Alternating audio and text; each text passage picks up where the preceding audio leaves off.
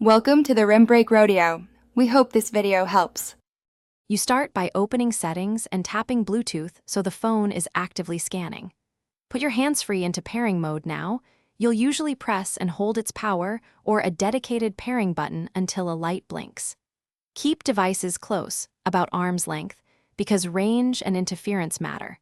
Once the iPhone detects the device, it will appear under other devices. Make sure any previously connected headsets are off to prevent automatic reconnections that can block new pairing.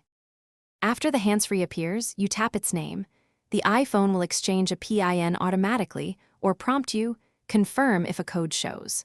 Once paired, watch notifications that ask to share contacts or allow calls.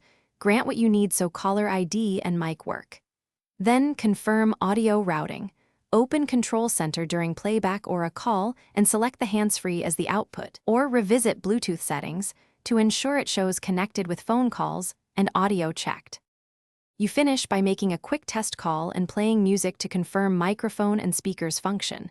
Adjust volume on the iPhone and the headset for clarity. If pairing fails, first toggle Bluetooth off and on, then power cycle both devices. Once done, try pairing again.